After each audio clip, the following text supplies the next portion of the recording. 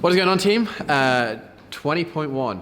Wow, what a workout. 10 rounds for time of 8 power snatches for most of you, 10 bar facing burpees. One of the things with this workout is like people, when they first see it, will probably be like, small numbers. Yeah, it's a lot of sets, but it's going to be a sprint. It's definitely not going to be a sprint.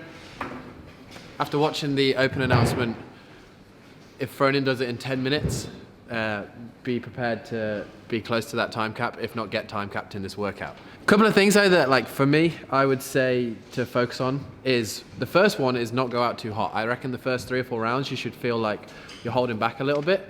You should be like, trying not to blow up. Don't go out and set a world record pace for the first round. Everyone loves to win the first round, but it doesn't mean that you're going to win the workout. Right, on the burpees, step.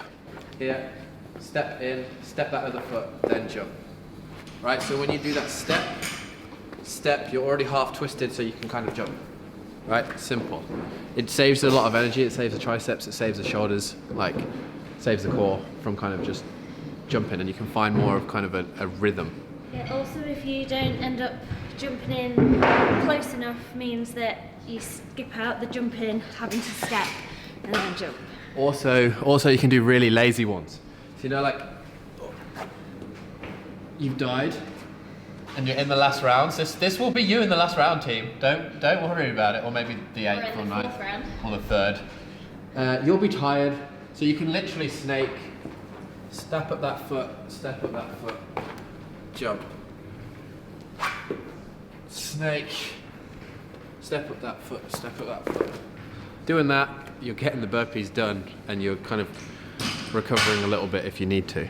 The thing is with this, if you keep the burpees moving, that's where you're going to make most of the time. I would say if you're comfortable with the weight, like it is lightish, try and go for unbroken sets, but don't feel like you have to go unbroken. If you have to do a 5 and a 3, do it, because basically don't feel afraid to break up the reps, because if you can be a little bit slower on the barbell, but keep the burpees smooth, that's where you're going to make up a lot of time. If you aren't too competent with power snatch, then don't be afraid to add clean and jerk in. Yes, it's going to be a little bit of a slower movement, but say if you want something a little bit different, you could do 5 power snatch, 4 power snatch into 4 clean and jerks with a little rest in between, and then go on to the burpees if you mentally want to do it that way. And also what I want to say when I'm editing this is don't be afraid either to do power snatch at the start and then go into clean and jerks in the later round, just because they are easier. Or if you really just want to start with clean and jerks because you feel happier with them and they're a better fluid movement for you, do that. The cycle speed isn't too much slower. And if you feel fresher for the burpees, 100% dive straight into the clean and jerks. And one of the things that Rich does a lot on his barbell stuff, which makes him good at it, he did it on the Fantasyland one. You'll see him, every time he does a rep, he counts, which then kind of keeps him calm and regulates his breathing in a way. So what he'll do is he'll go 1, 2, and you can see it under his breath. With the snatch, the one thing that I'll just say is just keep the bar close. It's 8 reps, it's light, you don't have to keep a perfect snatch technique, but what I would say is the closer you keep the bar, the more efficient you're going to be. Keep the bar close, drive up. What I would think on this, especially in the later rounds, is just get as tall as possible, right? So when you've got that bar in your hands and your arms are relaxed, if you drive up through the legs and then you stand up, lean back and get as tall as possible, the bar is naturally going to... When you're up here, what you want to think about is when you bring it down, keeping it close to the body, close to your quads, close to the bar, the less work you're going to have to do. Another tip, team, is get warm, right? Like, you're going to regret it if you don't get warm. You're going to go into the first round, finish the first round and be like, well, why didn't I get warm? Get the heart rate going. Spend like 10 or 15 minutes just easy on the bike, and then maybe every 3 minutes, just do like a sprint where that jacks the heart rate, gets it spiked, because it will start to spike towards the end of this workout, and you don't want the first time you feel that feeling to be in the middle of a workout. Also in the warm-up, don't kill yourself. Right? We all know those people that love a good warm-up and go ham in the warm-up. And then another quick tip, team, is like something to think about whilst you work out. Like, I wear the t-shirt. It's been proven that like positive self-talk can impact a workout greatly. So like when those negative thoughts start to come into your head, because they will do when you're working out, it will be painful, you'll be like, this sucks, I want to stop, blah, blah, blah. Just say to yourself under your breath, let's do this. Like, it works for me, and that like kind of gets it, or say we don't quit. A little bit of positive encouragement from yourself goes a long way. Don't let the negativeness take over. If you think that it's going to be painful and you're midway through and you're like, it's painful, it's going to be more painful. I learned that from physio. It's like people that perceive pain, they if they think they're in pain, they perceive more pain than they are actually in. Whereas if they say, nah, I'm all right kind of thing, they're actually better than they think they are. That was some proper wisdom out there. Yeah, wisdom. Words of wisdom. It's okay to talk to yourself. You know what, team? Just enjoy it. You've got 10 rounds of bullshit.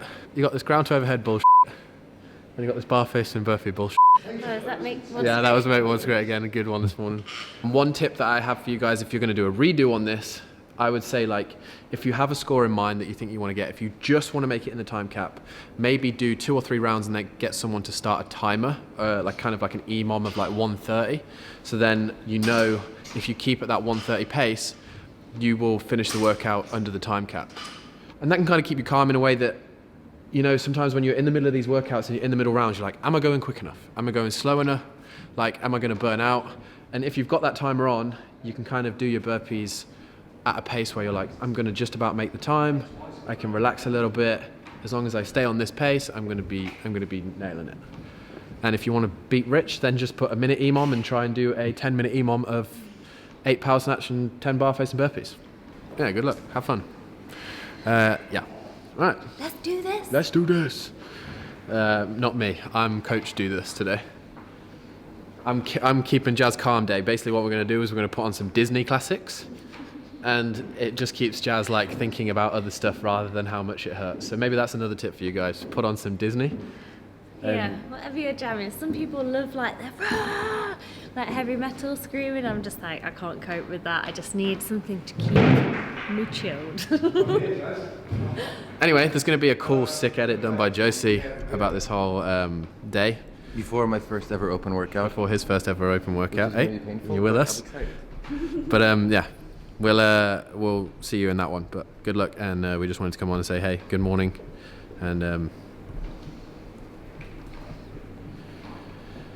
it's going to be really. Let's enjoy it. Yes, Team Richie, hashtag Team Richie leaderboard. Get on it. Jeff's going to try and qualify for the Masters. How do you do? Yeah.